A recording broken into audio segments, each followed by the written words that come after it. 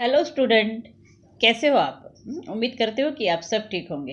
तो स्टूडेंट, स्वागत है आपका आपके अपने यूट्यूब चैनल राजश्री क्लासेस में। तो आज हम लेके आए हैं 8th स्टैंडर्ड साइंस का चैप्टर नंबर 9, डिजास्टर मैनेजमेंट। तो अगर आपने अभी तक इस चैनल को सब्सक्राइब नहीं किया है तो प्लीज़ इसे कीजिए और बेल बटन पर भी क्लिक कीजिए, जिससे कि आपको सारे नोटिफिकेशन मिल जाएंगे। सो शुरू करते हैं lesson disaster management. So what do you mean by disaster? Disaster क्या है? तो डिजास्टर क्या है? एक ऐसी दुर्घटना जिससे कि लाइफ और प्रॉपर्टी दोनों का जो है बहुत बड़ा नुकसान होता है। ठीक है। हम्म, तो इसके जो है बहुत सारे टाइप्स होते हैं, जैसे कि ये अर्थक्वेक है, देन नेचुरल फेमिन्स है, या फिर कोई बिल्डिंग कोलैप्स हो गया है, या एक्सीडेंट हो गए हैं बहुत बड़े बड़े, या फिर फ्लड है। तो ये जो है लैंडस्लाइड है। ये सभी जो है इस डिजास्टर के ही टाइप्स है। So last year we have introduced various natural calamities or disaster. तो लास्ट ईयर हमने जो है बहुत सारे डिजास्टर के बारे में जो है देखा था। So this year we are going to study about earthquake and some other natural calamities. तो इस साल जो है अर्थक्वेक और दूसरे अदर नेचुरल कैलेमिटीज के बारे में हम लोग पढ़ने वाले हैं। So what is an earthquake? What are the effect of a earthquake? तो अर्थक्वेक क्या है और उसके इफेक्ट्स क्या होते हैं? So that are all we studied in the chapter. Okay, so earthquake. First point is earthquake. Sudden vibration on the earth and shaking of the earth surface or ground is called an earthquake. तो earthquake क्या है कि धरती पे जो है sudden vibration होता है, और धरती जो है हिल जाती है, और इसी को क्या कहा जाता है? Earthquake. So this causes seismic wave leading to movements of the earth surface like tremors, shaking or it goes up down. तो इसमें जो है एक सिज्मिक वेव जो है की मूवमेंट होती है, जिससे कि अर्थ सरफेस क्या होता है? अप डाउन होता है, मतलब ऊपर नीचे होता है, या फिर हिल जाता है, या फिर उसमें ब्रेक हो जाता है। So the shocks and waves form in the interior of the earth. और ये जो शॉक्स जो है या फिर वेव्स जो है वो कहाँ पर होते हैं? इंटीरियर ऑफ द अर्थ होते हैं, and spread on the surface in all direction. और फिर वो जो है स्प्रेड होता है हमारे अर्थ के जो है सभी डायरेक्शन में। The central point of earthquake is the point about the epicentre of the earth surface. तो ये अर्थक्वेक जहाँ से होता है उसका जो सेंटर पॉइंट्स होता है वो उसका एपिसेंटर्स होता है। ठीक है। Strong convulse are waves at first reach to the epicentre. तो सबसे पहले जो है वेव्स जो है कहाँ से शुरू होते हैं? वो उस एपिसेंटर से, जहाँ पे कि अर्थक्वेक का जो है एपिसेंटर होता है। ठीक है। तो therefore major loss occur near to that area. और उस एपिसेंटर जहाँ पर मतलब ये वेव्स जो है फर्स्ट टाइम रीच होती है, तो वहाँ पे जो है सबसे ज़्यादा जो है नुकसान होता है। ठीक है। उस एरिया में shocks occur due to an earthquake can be mild और इंटेंसिफाइड। तो ये जो शॉक्स होते हैं वो जो है एक तो माइल्ड होते हैं या फिर इंटेंसिफाइड, मतलब कम होते हैं और या फिर बहुत बड़े पैमाने पे होता है। So on the earth mild earthquake occurs in a larger number than the intensified और runners.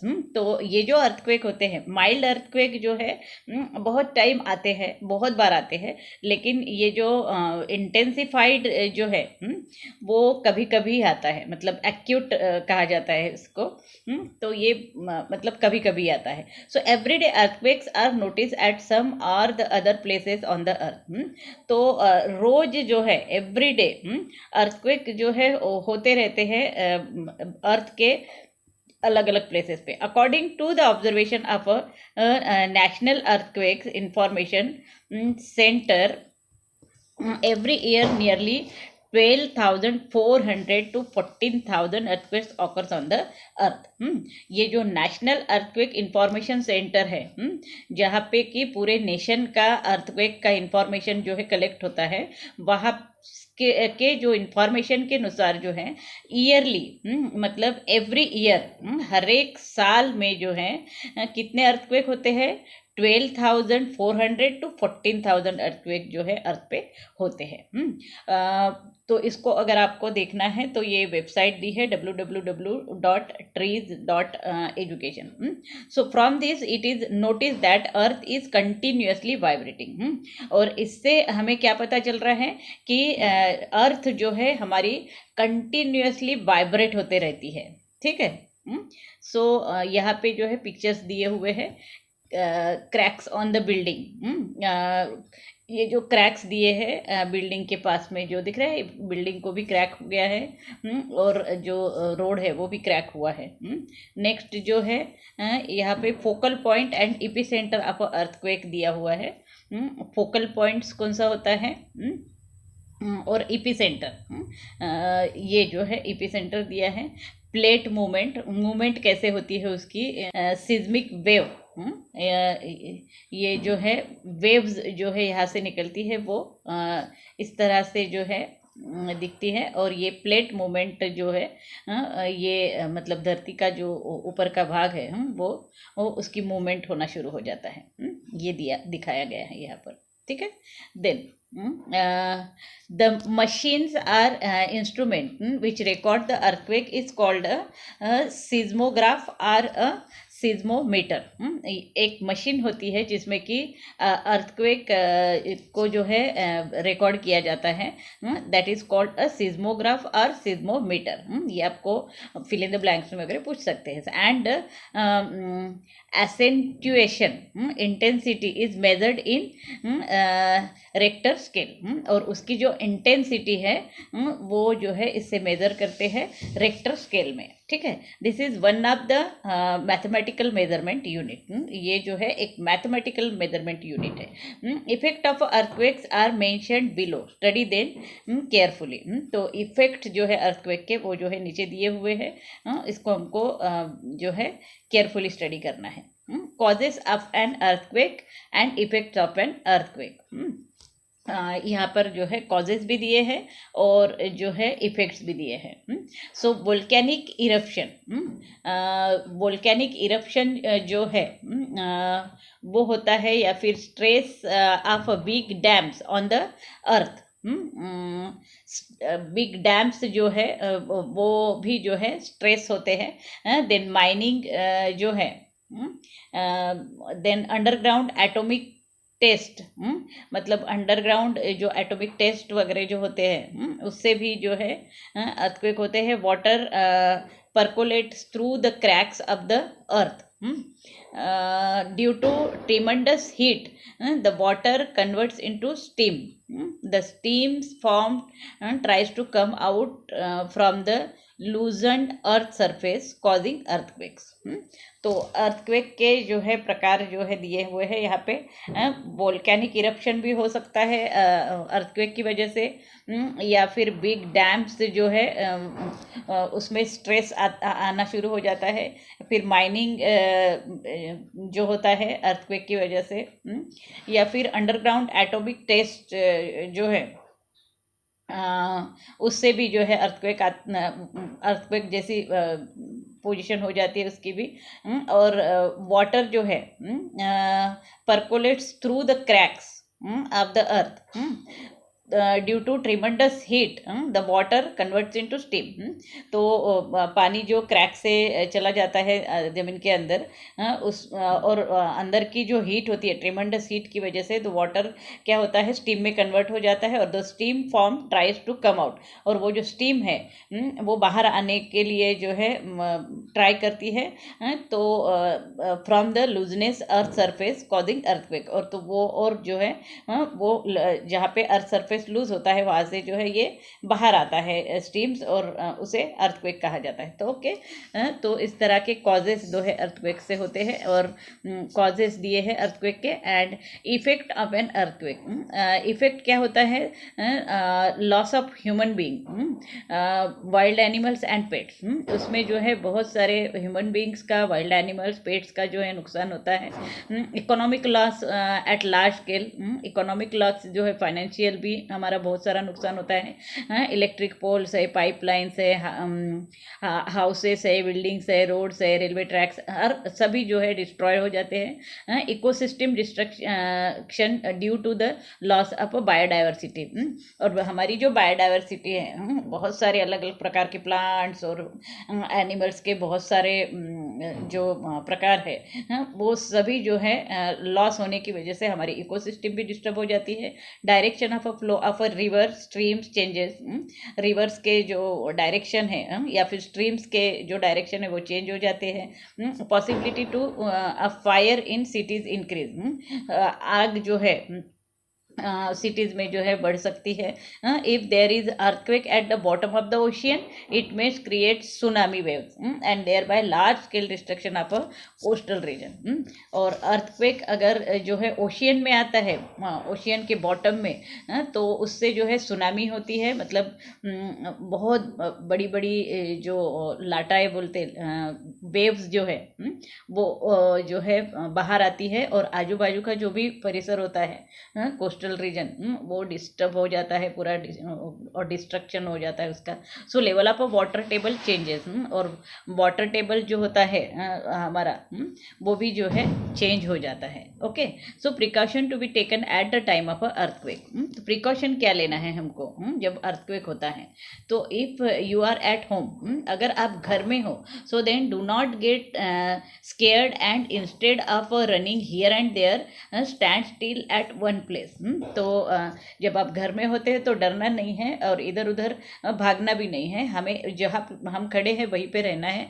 Either sit on the floor और बिलो द बेड, या फिर हमको एक तो फ्लोर के नीचे जो है इधर हमको फ्लोर पे जो है बैठ जाना है, या फिर बेड के नीचे हमें छुप जाना है। Any other furniture and cover yourself until the movement of earth stops. तो या फिर किसी फर्नीचर के नीचे वगैरह जो है हमको जो है छुपा लेना है जब तक कि अर्थ की मूवमेंट स्टॉप नहीं होती। If there is no table or any other shelter then sit in any corner of the room. और अगर कोई भी शेल्टर नहीं है, मतलब फर्नीचर नहीं है जिसके नीचे हम छुप सकते हैं, तो ऐसे वक्त में जो है एक कॉर्नर में जो है हमको रूम के जो है बैठ जाना है। And cover your heads by folding your hands around it. और हमारा जो सर है वो हमारे हाथ से जो है मतलब कवर कर लेना है, ठीक है। If you are in the vehicles और आउटसाइड द हाउस, अगर आप बाहर हो, मतलब व्हीकल पे हो या फिर घर के बाहर हो, so then park your vehicle at a safe place and sit inside it. तो व्हीकल को सेफ जगह पर रख देना है and sit inside it, park के अंदर चले जाके बैठ जाना है। डू नॉट वेट नियर और बिलो और टॉल बिल्डिंग, या फिर जहाँ पे बिल्डिंग्स वगैरह जो है उसके पास में हमें नहीं रुकना है, या ट्रीज़ है या इलेक्ट्रिक पोल है उसके पास में हमें नहीं रुकना है, ठीक है। Avoid doing following things during earthquake. और कुछ बातें जो है हमें नहीं करनी है जब अर्थक्वेक आता है। Avoid using lift in a multi storeys building. अगर हम मल्टी स्टोरीज बिल्डिंग में रहते हैं तो हमें जो है लिफ्ट का यूज़ नहीं करना है, और हमें जो है स्टेयरकेस का मतलब सीढ़ियों का यूज़ करना है। Do not sit in a discomfort for long, do some physical movement. और मतलब एक जगह पे बैठ के नहीं रहना है हमको, कुछ मूवमेंट जो है हमारी फिजिकल होते रहनी चाहिए। Okay, after the earthquake there is a possibility of a fire. तो जब अर्थक्वेक आता है तो आग लगने की शक्यता होती है, तो hence to avoid it carefully switch off the main electric supply. हमको जो मेन इलेक्ट्रिक सप्लाई होता है उसको बंद कर देना है। डो नॉट यूज कैंडल्स और लैंटेन वगैरह जो है, मैच बॉक्स का भी यूज़ नहीं करना है। इंस्टेड यूज टार्च और बैटरी, उसकी जगह पे हमको टार्च और बैटरी का यूज़ करना है, ठीक है। अर्थक्वेक रेजिस्टेंट और प्रूफ बिल्डिंग, या फिर मतलब अर्थक्वेक रेजिस्टेंट और अर्थक्वेक प्रूफ बिल्डिंग्स जो होती है, वो कैसे होती है बताया गया है। The construction which do not get damage due to the earth movement up to a certain limit, मतलब कंस्ट्रक्शन ऐसा करना चाहिए कि जिससे जो है डैमेज नहीं हो, या अर्थ मूवमेंट अगर होती है तो मतलब कुछ ही जो सर्टन लिमिट तक ही जो है हमारा लॉस हो, और कॉल्ड अर्थक्वेक रेजिस्टेंट बिल्डिंग। इस तरह की बिल्डिंग को क्या कहा जाता है? Earthquake resistant building. To construct tall building, Indian Standard Institute has made some code of conduct. तो जो हम टॉल बड़ी बड़ी जो बिल्डिंग्स बनाते हैं, Indian Standard Institute has made some code of conduct. Indian Standard Institute जो है कुछ कोड जो है कंडक्ट करते हैं। Buildings are constructed as per IS 456 and earthquake resistant construction are performed as per IS 1893। तो ये जो है कुछ इंस्ट्रक्शन दिए हैं कि जब हमको अर्थक्वेक रेजिस्टेंट कंस्ट्रक्शन करना है, तो ये जो कंस्ट्रक्शन एज पर IS 456 के अनुसार करना है, या फिर IS 1893 के तहत जो है हमको करना है। Criteria for earthquake resistance design of structure and IS 1320 ductile detailing of reinforce concrete structure subject to seismic force. तो ये जो है IS 13920 जो है, इसके हिसाब से अगर हमने हमारा कंस्ट्रक्शन किया तो सिस्मिक वेव्स का जो है असर हमारे जो बिल्डिंग पे जो है नहीं होगा। Advance technology is used for earthquake resistant construction. तो एडवांस टेक्नोलॉजी निकली हुई है जिसका यूज़ करके हमको जो है अर्थक्वेक रेजिस्टेंस कंस्ट्रक्शन जो है हमारी बिल्डिंग का करना चाहिए। So to get prior intimation about earthquake, modern equipment like laser ranging, very long base line, Geiger counter, creep meter, strain meter या tide gauge, tilt meter, volumetric strain gauge etcetera are use. तो अगर हमें सबसे पहले अगर earthquake का intimation मालूम करना है तो मॉडर्न इक्विपमेंट्स जो है वो यूज़ हो रहे हैं आजकल, जिसके नाम यहाँ पर दिए हैं। Laser ranging, long baseline, Geiger counter, creep meter, strain meter, tide gauge, tilt meter, volumetric strain gauge etcetera, ये जो है यूज़ किया जाता है, ठीक है। नेक्स्ट जो है फायर। फायर मतलब आग। फायर इज नेचुरल कैलेमिटी और मैन मेड कैलेमिटी। तो फायर ये जो है नेचुरल कैलेमिटी है या फिर मैन मेड कैलेमिटी है? So it is a natural calamity. Type of a fire, class A fire, solid substances. तो क्लास ए फायर जो है किस में होता है? सॉलिड सब्सटेंस में होता है। Commonly flammable materials are their fuel sources. Wood है, क्लोथ्स है, कोल है, पेपर है etcetera. This fire can be put on out with water. तो इस टाइप का जो फायर है, आग है, वो पानी से जो है बुझ जाती है। Okay. Then class B fire, liquid substances. ये जो है लिक्विड सब्सटेंसेस का फायर है। Fire cause due to flammable liquid substances, जैसे कि पेट्रोल है, ऑयल है, वार्निश है, सॉल्वेंट्स है, कुकिंग ऑयल है, पेंट्स है। इसको अगर आग लगती है तो all this substances are lighter than water. ये सभी सब्सटेंसेस जो है लाइट है वाटर से जो है। So therefore fire extinguisher can be use to extinguish fire. तो इसको बुझाने के लिए जो है फायर एक्सटिंग्विश का जो है यूज़ करना पड़ता है, ठीक है। तो नेक्स्ट क्लास 3 फायर क्या दिया है, gaseous substances. Fire causes due to the acetylene या हाउस होल्ड गैस एलपीजी जो है, इसको जो है क्लास सी फायर कहा जाता है, जो हम घर में गैस यूज़ करते हैं उसको, और एसिटिलीन को। क्लास डी फायर क्या है, केमिकल सब्सटेंस से जो है जो फायर्स होते हैं वो। तो इसमें जो है फायर कॉज ड्यू टू वो combustible metals like potassium, sodium and calcium which react with water at normal room temperature। तो ये जो है कंबस्टिबल मेटल्स जैसे पोटेशियम, सोडियम और कैल्शियम है, जिसका रिएक्शन जो वाटर से होता है और नॉर्मल रूम टेम्परेचर पे जो है आग लग सकती है। तो magnesium, aluminium and zinc react with water at high temperature. और मैग्नीशियम, एल्यूमिनियम और जिंक जो है वो जो है हाई टेम्परेचर पे इसका पानी से जो है रिएक्शन होता है। When both this groups combined with water it explode.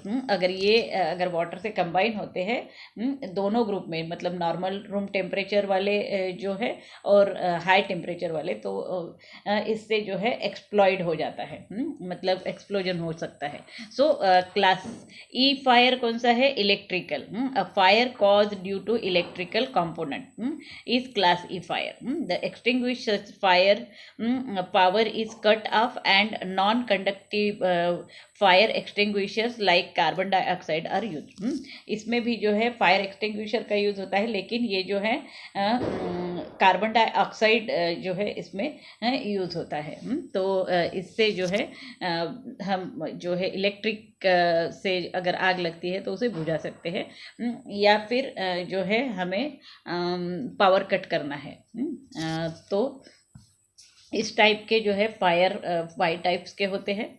यहाँ पे methods of a fire extinction दिया हुआ है। There are 3 main method to stop the spread of fire और to control the fire. 3 methods जो है यहाँ पर दिए हुए हैं जिससे कि जो स्प्रेड होती है उसको कंट्रोल कर सकते हैं।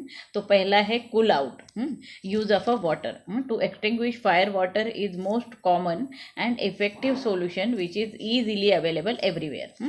तो ये जो है वाटर इजीली अवेलेबल होता है कहीं पे भी, और ये जो है एक फायर को जो है मतलब कंट्रोल करने का सबसे बढ़िया साधन है। If you spray water on the fire or around the fire it creates cooling effect and helps to control the fire.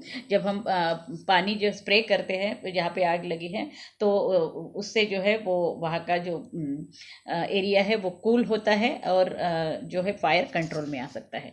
Next second जो है सप्रेस द फायर, या फिर फायर को जो है सप्रेस कर सकते हैं हम। तो कैसे, to control the fire which is cause due to electricity और ऑयल, सैंड और सॉइल कैन बी यूज।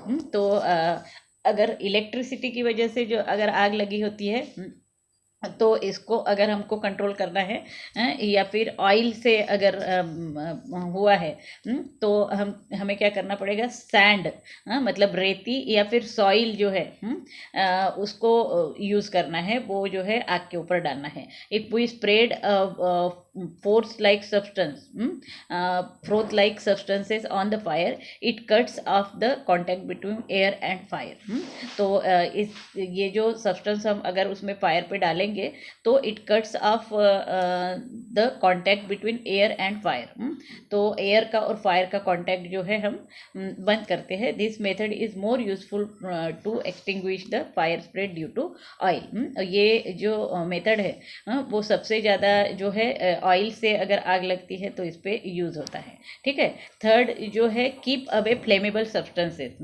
सबसे मतलब अच्छा तरीका जो है in this method all flammable substances, जो भी फ्लेमेबल मतलब जिससे आग लगती है ऐसे सब्सटेंसेस जो है वो हमको जो है फायर से दूर रखना है। एनी वुडन आर्टिकल्स और flammable substances must be kept away so that no source is left for the fire to spread.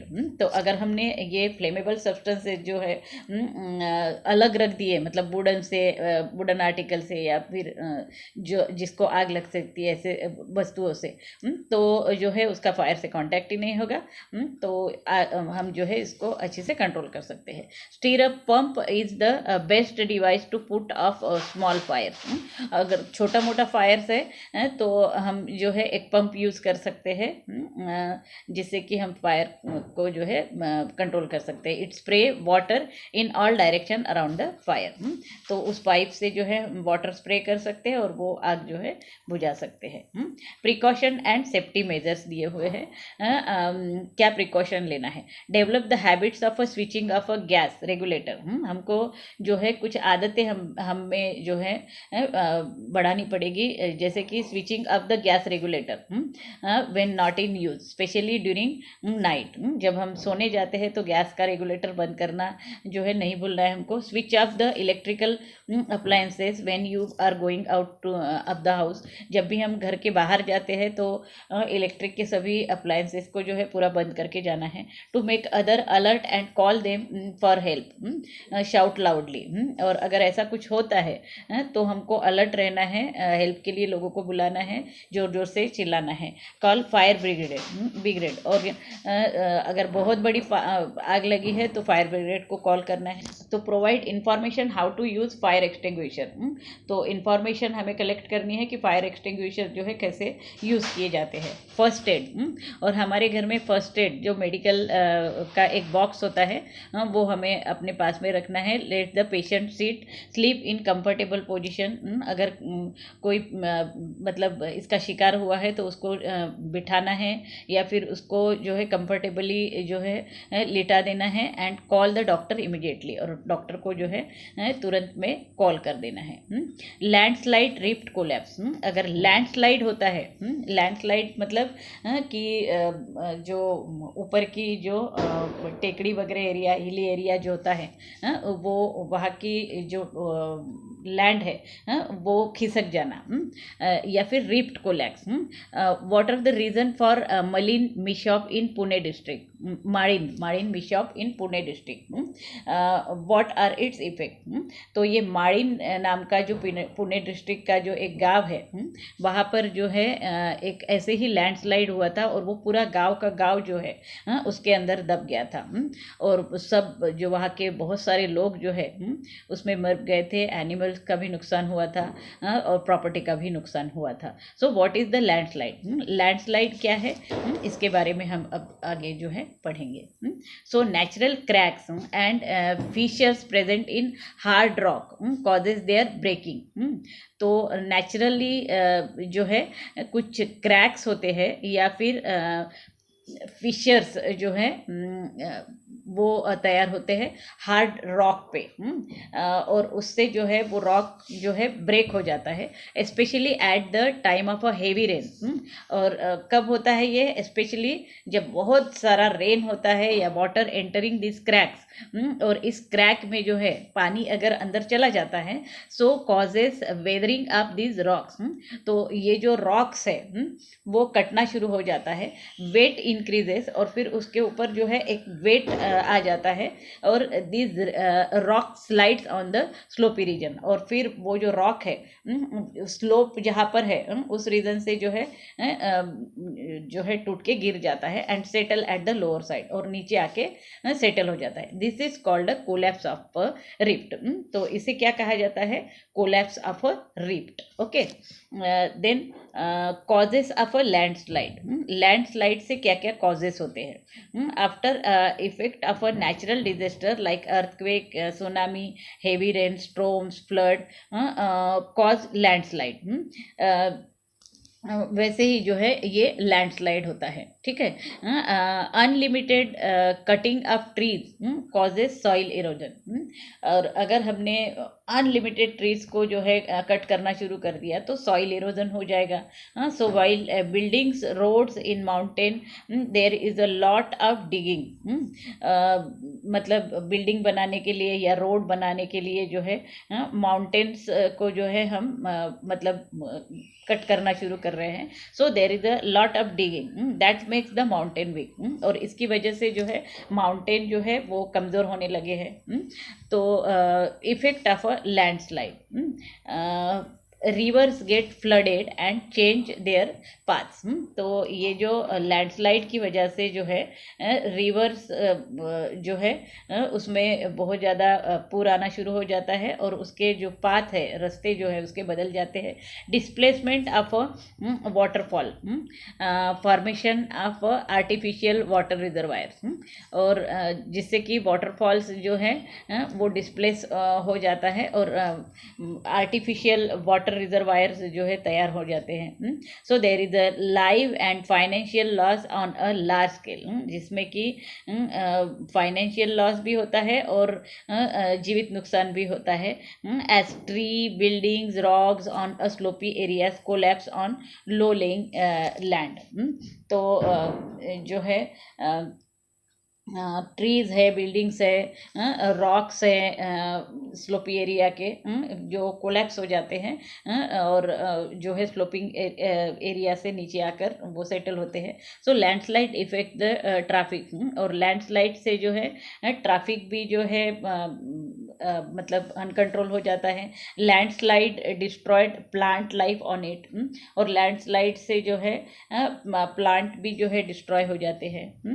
तो यहाँ पे जो है information make a list and discuss in Maharashtra where do the traffic jams occur due to landslide. Maharashtra में कहाँ पर traffic jam हुआ था लैंडस्लाइड की वजह से, उसके बारे में इंफॉर्मेशन कलेक्ट करनी है। Make a list of such places, ऐसे प्लेसेस की लिस्ट बनानी है। Why do the landslide occur at those places only, landslide उन प्लेसेस पे क्यों हुआ है उसके बारे में भी आपको इंफॉर्मेशन कलेक्ट करनी है। Discuss in the classroom and suggest preventive measures, और प्रिवेंटिव मेजर्स क्या होने चाहिए थे उसके बारे में डिस्कस करना है।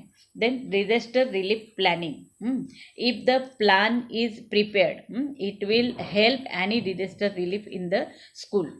अगर स्कूल में ऐसा कोई अगर प्रसंग आता है तो अगर हमारा प्लान प्रिपेयर्ड है तो जो है वो हेल्प करता है डिजास्टर को कम करने में। For that prepare a chart as given below, तो उसके लिए हमें जो है एक चार्ट पहले से ही बना के रखना है। सो यहाँ पे दिया है primary information at the school. तो पहले तो हमें जो है स्कूल की प्राइमरी इंफॉर्मेशन जो है लिखना है, प्लान में इंक्लूड करना है। Name and address of the school, name and residential address of the head masters and contact number लेना है उनका। Name and contact number of school management members, जो भी मैनेजमेंट के मेंबर्स हैं उनके भी कॉन्टैक्ट नंबर और नाम जो है लिख के रखना है। Total number of stop, stop कितना है वो उसकी जानकारी रखनी है। Then school disaster management committee, school में जो भी डिजास्टर मैनेजमेंट कमेटी है उसको क्या काम देना है। फायर एक्सटिंग्विशर क्या लगा है, अवेयरनेस जो है किया है कि नहीं, इंस्ट्रक्शंस जो भी है वो फॉलो किए हैं कि नहीं, ट्रैफिक मैनेजमेंट के बारे में मतलब उनको इंफॉर्मेशन है कि नहीं, सेफ्टी कैसे रखनी है। कम्युनिकेशन कमेटी, कम्युनिकेशन कमेटी में कितने मेंबर्स हैं, तो ये सब जो है इंफॉर्मेशन हमें पहले से ही रखनी है। Detailed information about school building, school building की डिटेल्ड इंफॉर्मेशन भी रखना जरूरी होता है प्लान में। Total number of rooms, number of classroom, classes कितने हैं, type of a roof, roof कैसा है मतलब छत कैसी है, और age of a building, building कितने साल पुरानी है, बिल्डिंग को कितने साल हुए हैं, ये इंफॉर्मेशन भी हमारे प्लान में इंक्लूड होनी चाहिए। इंफॉर्मेशन अबाउट स्कूल ग्राउंड, हमारा स्कूल का प्ले ग्राउंड कैसा है, प्रेयर जहाँ पे होती है वो स्पेस कैसा है, खो खो कबड्डी और अदर के भी जो ग्राउंड्स होते हैं उसके बारे में भी इंफॉर्मेशन रखनी है। Distance of the ground from a main road, main road से ग्राउंड का डिस्टेंस कितना है वो इंफॉर्मेशन रखनी है। Daily routine of the school, हमारा जो डेली रूटीन है स्कूल का रोज का वो भी जो है उसमें इंक्लूड करना है। टाइम टू स्टार्ट, कब स्टार्ट होता है, ब्रेक कब होता है, कितने ब्रेक्स होते हैं और कब छुट्टी होती होती है। Daily activities taking place in the school, क्या क्या एक्टिविटीज़ डेली होती है उसके बारे में इंफॉर्मेशन हमें रखनी है।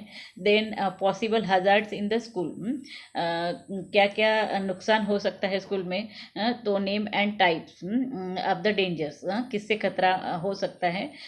Destruction in the past and current planning, मतलब पिछले बार जो भी डिस्ट्रक्शन हुआ था, मतलब जो भी खतरा या फिर मतलब नुकसान हुआ था, उसको ध्यान में रखकर जो है आगे की प्लानिंग जो है हमें करनी है। Then disaster management map of the school, एक मैप बनाना है डिजास्टर मैनेजमेंट का। The map must have following centres, उसमें जो है कुछ सेंटर्स रखने हैं। All buildings of the school, their structure, grounds, entrance, places of probable dangers in the school, जो जो भी डेंजर प्लेसेस है उसके बारे में।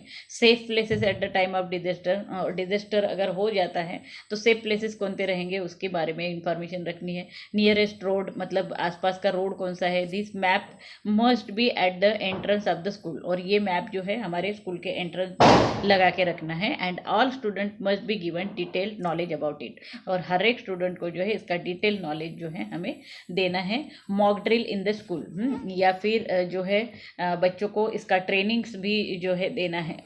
Every month mock drill must be conduct in the school, मतलब इसका प्रैक्टिकल नॉलेज जो है वो बच्चों को देना है। It should include possible hazards and measures taken against them, तो इससे जो है बच्चे समझ जाएंगे कि अगर ऐसा कुछ होता है तो वो क्या क्या करना है उन्हें। The date, time, number of the students and shortfalls must be noted down, तो हर एक स्टूडेंट का पूरा नंबर और सब इंफॉर्मेशन जो है हमें रखनी है। Work of the institutes, the government of India is collaboration with Indian Mountaineering Institute and International Center for Integrated Mountain Development has launched a program to forecast the landslide and its effect। तो ये government of India जो है इसका collaboration है किससे, Indian mountaineering institutes जो भी है, या फिर international centres for integrating mountain development के लिए जो भी इंटरनेशनल जो सेंटर्स, इंस्टीट्यूट्स जो काम कर रही हैं, उससे जो है गवर्नमेंट ऑफ इंडिया का जो है कांटेक्ट है, और वो जो है एक प्रोग्राम जो है लॉन्च करते हैं। लैंडस्लाइड अगर होती है तो इसके इफेक्ट्स के बारे में। Then institute of geology and world geological forum also help for this forecast, और ये जियोलॉजिकल इंस्टीट्यूट्स होते हैं, वर्ल्ड जियोलॉजिकल फोरम जो होते हैं वो भी हेल्प करता है मतलब इसकी इंफॉर्मेशन देने के लिए। तो यहाँ पे ये लेसन ख़त्म हो रहा है, और अगर इसमें कुछ भी डाउट है तो आप मुझे जो है कमेंट बॉक्स में लिख कर भेज सकते हो। तो इसके लिए आप राजश्री क्लासेस को जो है लाइक, शेयर और सब्सक्राइब करना पड़ेगा, और बेल बटन को भी क्लिक करना पड़ेगा, जिससे आपको सारे नोटिफिकेशन मिल जाएंगे। So thank you for watching this video. Have a nice day.